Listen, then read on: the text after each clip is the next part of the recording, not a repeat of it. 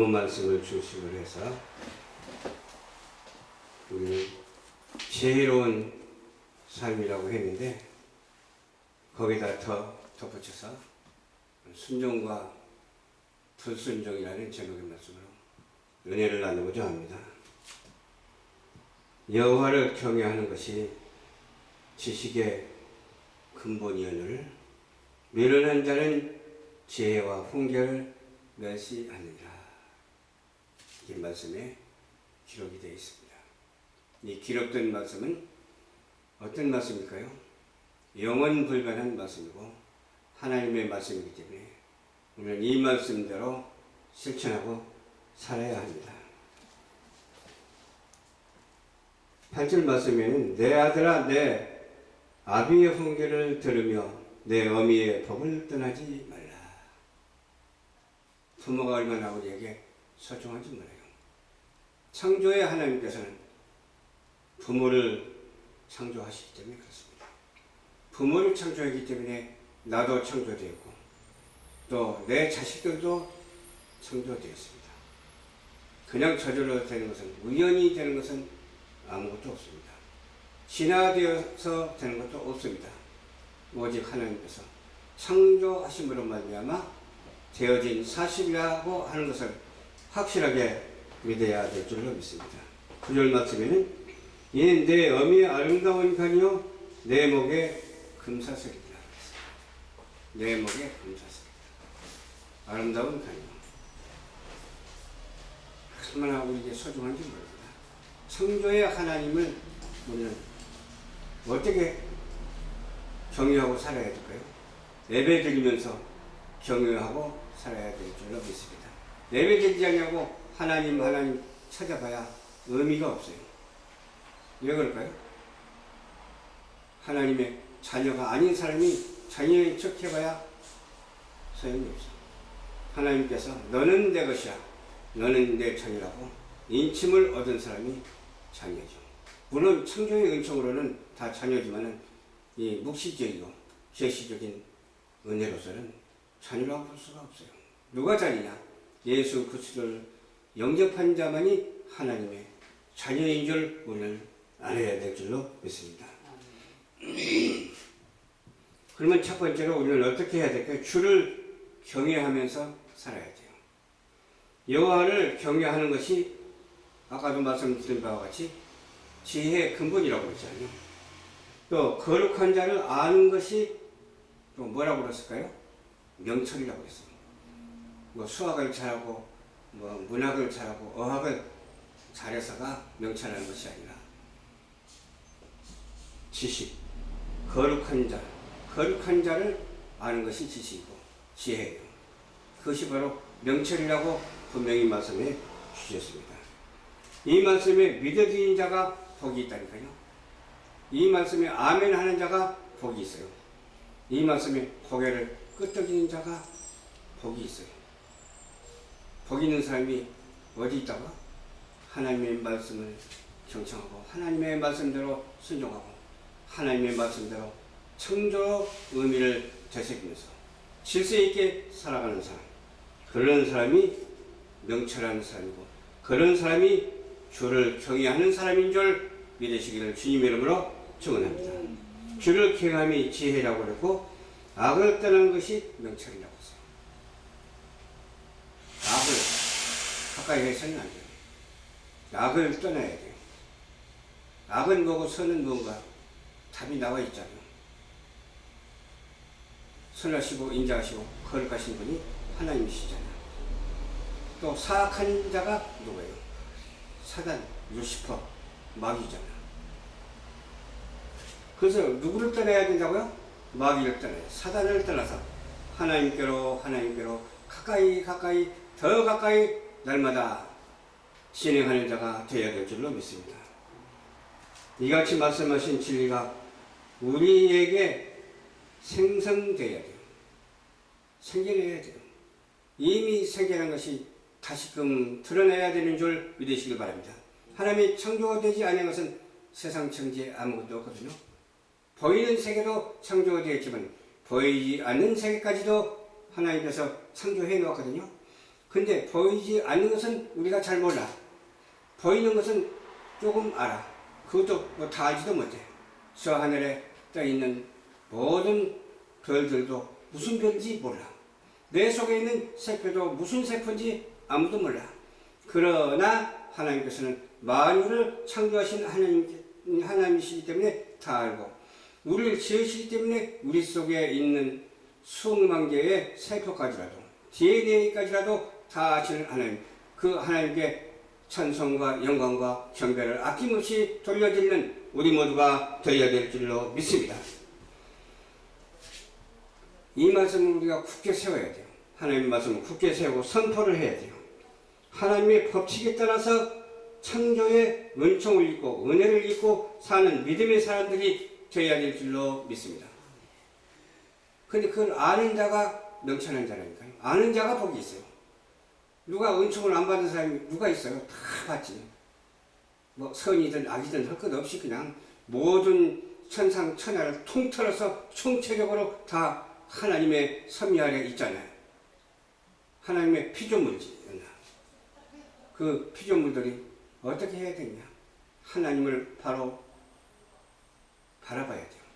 하나님을 경외하고 그 다음에 어떻게 해야 되겠어요? 부모에게 복종해야 돼요. 부모에게 순종해야 돼요. 근데 지금 자식들이 어떻게 해요? 부모에게 순종합니까? 안 합니까? 물론 순종하는 사람도 있겠죠. 하나님의 말씀 따라 순종해야 될 줄로 믿습니다. 그냥 도덕적으로 순종해가지고는 되질 않아요. 언제 삐뚤어져도 또 삐뚤어지고 휘어질 수밖에 없어. 그러나 하나님의 말씀으로 순종하고 순복하면 비틀어지지도 아니하고 똑바로 서서 하나님께 영광을 돌리게 되는 그런 부모와 자식 관계가 된다고 하는 사실을 믿어 의심치 아니하는 저와 여러분들이 되시기를 주님의 이름으로 축원합니다. 그래서 부모는 잘해도 부모 못해도 부모잖아. 그렇잖아요? 나한테 그냥 심하게 해도 부모고 나한테 그냥 잘해줘도 사랑스럽게 잘해줘도 부모잖아. 그래서 부모에게는 어떻게 한다고 했어요? 복종해야 되는 거야. 복종이라는 건 뭐예요? 엎드려서 절하는 것이 복종이에요. 순종은 뭐예요? 순종은 진리대로 실천하는 것이 순종이에요. 그러니까 순종과 복종이 합쳐져서 하나님께 영광을 돌리는 그런 가정사가 되어야 될 줄로 믿습니다. 그런 부모 자식 간의 관계가 되어야 될 줄로 믿습니다. 어버이 주는 지났지만 지금이라도 이런 말을 해야 되잖아. 자연 법칙과 함께 우리는 살아가고 있잖아요. 자연 법칙이 뭐예요? 초자연적인 법칙. 하나님이 주신 법칙이잖아. 하나님의 주시는 법칙에는 뭐가 있어요? 뭐 그냥 수도 없이 많지만 몇 가지 말씀을 드릴게요. 비 내리는 법칙도 있습니다. 비가 와요, 안 와요? 어제 오늘 비가 온 것 같아. 오늘은 조금밖에 안 와서. 근데 어제는 비가 많이 와서. 근데 정신을 똑바로 차리고 다녀야 되는데 정신을 똑바로 안 차리니까 우산을 지하철에다 놔두고 내렸어.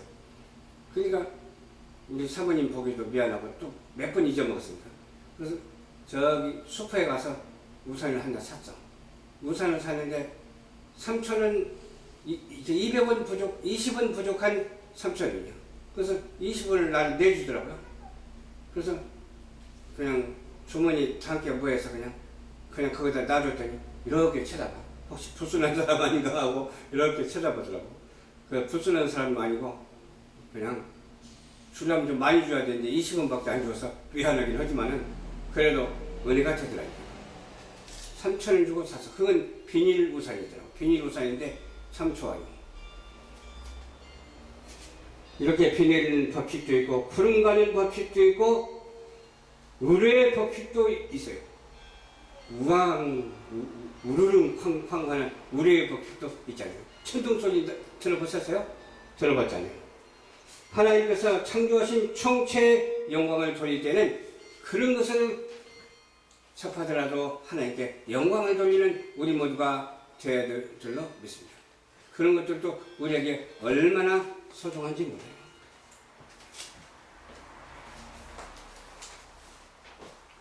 두 번째로 훈계를 드려야 돼요. 훈계. 훈계라는 것은 가르치는 것을 말하잖아요. 훈계를 잘 받는 자와 훈계를 받지 않는 자가 있더라고요. 훈계를 잘 받는 자는 참 착한 사람이에요. 훈계를 받지 않는 사람 까칠하고 그냥 어디가나 말썽쟁이, 그냥 어디가나 싸움꾼이에요. 어디가나 그냥 예민해가지고서는 혼란스럽게 만들어요. 훈계를 잘 받는 사람은 어때요? 하나님의 자녀로서의 사명을 감당하기 때문에 겸손해. 그리고 너무너무 아름다워. 얼굴에서 빛이 나.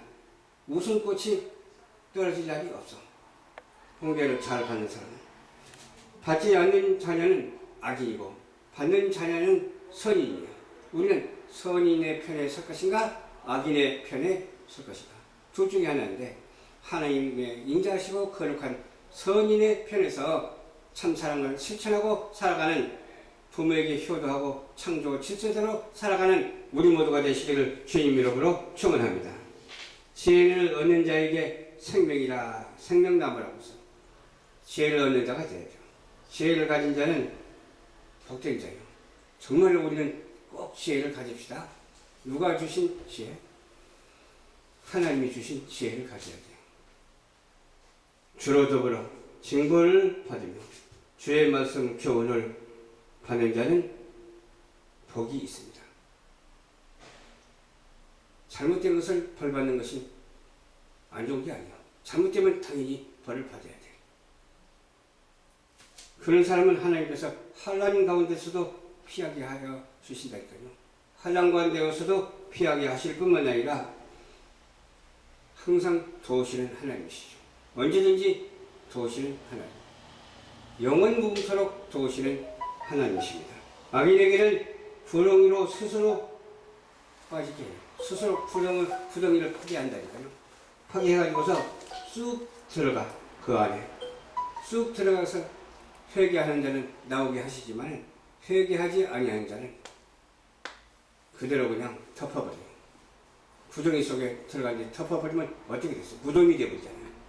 그런 무덤 속에서는 살아갈 수가 없는 거예요. 죽은 자가 무덤 속에 있지 살아있는 자가 무덤 속에 있는 것은 아니잖아요. 그러나 그런 구덩이에 빠졌다 할지라도 주여 용서하여 주시옵소서, 잘못했습니다. 주여 용서해 주시옵소서. 그렇게 기도할 때 용서함을 받는다니까요. 용서함을 받으면 어때요?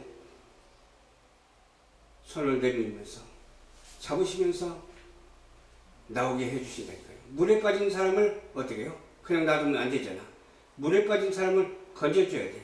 근데 누가 그러더라고요. 물에 빠진 사람을 건져주니까 감사합니다, 감사합니다, 감사합니다 하면서 크게 끄벅끄벅 그냥 인사를 하면서 좋아하면서 그냥 그러더래요.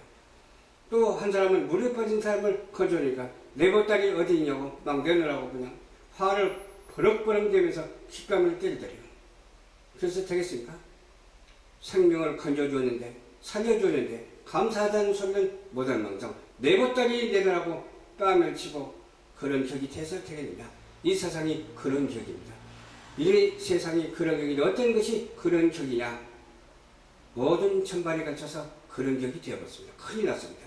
정말로 우리는 모든 무리들이, 모든 군중들이, 모든 국민들이 정말로 총체적으로 회개하고 하나님 앞에 용서를 빌 때 하나님께서 용서해 주실 것입니다. 하나님을 대적하는 자가 되어서는 안 됩니다. 주님을 떠나는 자가 되어서는 안 됩니다. 배교하는 자가 되어서는 안 됩니다. 여러분 WCC라고 들어보시겠죠. KCC라고도 들어보시겠죠. 하나님을 대적하는 그런 무리들이 얼마나 많은지 몰라요. 배교하는 자예요. 배교하고 하나님 믿고 주여 주여 하지만은 떠난 자나 다름없어. 우리는 목숨을 바쳐서라도 하나님을 떠나는 그런 일을 전혀 없게 되기를 주님의 이름으로 부탁을 드립니다. 우리는 목숨을 바쳐서라도 어때요? 부모에게 불효하고 부모를 떠나는 자가 되어서는 안 될 줄로 믿습니다. 가정이 하나가 되고 사회가 하나가 되고 국가가 하나가 되고 전 인류가 하나 되고 온 우주가 하나 되는 그런 조화로운 세계를 이룰 우리 모두가 한 사람도 빠짐없이 다 될 때는 어떻게 해야 되겠습니까? 바로 이렇게 해야 됩니다. 하나님을 경외하고 그를 위해서 영원토록 즐거워하는 자가 되어야 될 줄로 믿습니다. 우리 부모에게 효도하는 자가 되시길 바랍니다. 내 이웃을 내 몸과 같이 사랑하고 그 사랑으로 하나 되는, 그 사랑으로 복음을 증거하는, 그 사랑으로 하나의 공동체가 돼서 천국으로 인도하는 놀라운 역사가 있게 되기를 주님의 이름으로 축원합니다. 좋으신 아버지 감사합니다. 오늘도 주님께서 인도